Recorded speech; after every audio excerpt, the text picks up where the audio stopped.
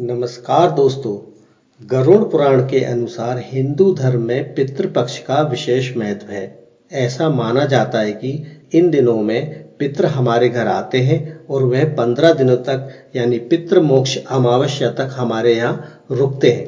इसलिए हिंदू धर्म में सर्व पितृ अमावस्या का विशेष महत्व है।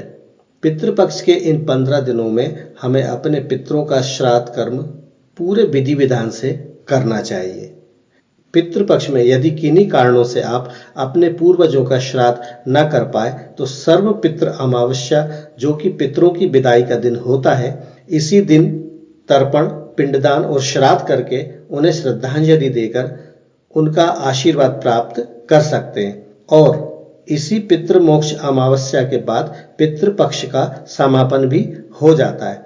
इसके अगले दिन से शारदीय नवरात्र प्रारंभ हो जाते हैं। सर्व पितृ अमावस्या के दिन इस वर्ष का आखिरी सूर्य ग्रहण भी लगने जा रहा है। चलिए जानते हैं अमावस्या कब है, व्रत, स्नान और दान किस दिन किया जाएगा, पितरों की पूजा का मुहूर्त क्या रहेगा, क्या सूर्य ग्रहण और सूतक का असर होगा और किन किन बातों का ध्यान रखना चाहिए। इस वर्ष पितृ अमावस्या अश्विनी माह के कृष्ण पक्ष की प्रतिपदा तिथि की शुरुआत 21 सितंबर 2025 रविवार को देर रात 12:16 से शुरू हो रही है। अगर ऐसे समझे तो यह शनिवार और रविवार के बीच की रात का समय होगा और अश्विनी माह के कृष्ण पक्ष की प्रतिपदा तिथि का समापन 22 सितंबर 2025 दिन सोमवार को रात्रि 1:23 पर होगा। रविवार को पूरे दिन अमावस्या रहेगी। इस दिन ही अमावस्या का स्नान, दान और व्रत कर सकते हैं। सर्व पितृ अमावस्या के दिन पितरों का पिंडदान आदि कार्य किए जाते हैं। श्राद्ध और तर्पण का समय, जिसमें कुतुब मुहूर्त सबसे शुभ माना जाता है। कुतुब मुहूर्त काल सुबह 11:50 से दोपहर 12:38 तक रहेगा। इसके बाद रोहिणी मुहूर्त काल दोपहर 12:38 से दोपहर 1:27 तक रहेगा। अपराह्न मुहूर्त दोपहर 1:27 से शाम 3:53 तक रहेगा। मान्यता है कि इन मुहूर्तों में किया गया तर्पण और पिंडदान सबसे अधिक फल प्रदान करता है और पितृ प्रसन्न होते हैं।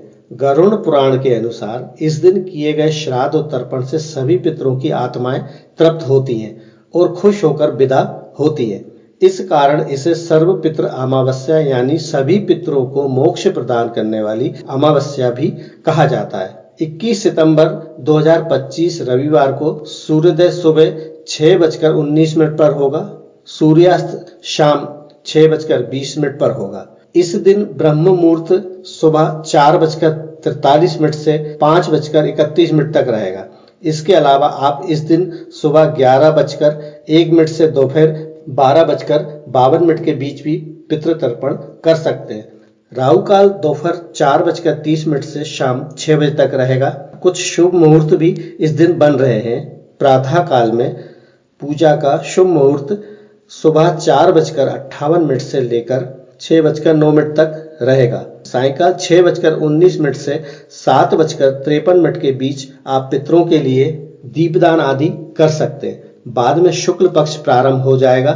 इसके अलावा पूर्वा फाल्गुनी नक्षत्र सुबह 9:32 तक रहेगा और बाद में उत्तरा फाल्गुनी नक्षत्र प्रारंभ हो जाएगा। इस बार सर्व पितृ अमावस्या के दिन यानी 21 सितंबर रविवार को रात 10:59 से साल का आखिरी सूर्य ग्रहण भी प्रारंभ होगा और 22 सितंबर सोमवार सुबह 3:23 पर समापन होगा। यह सूर्य ग्रहण 4 घंटा 24 मिनट का होगा।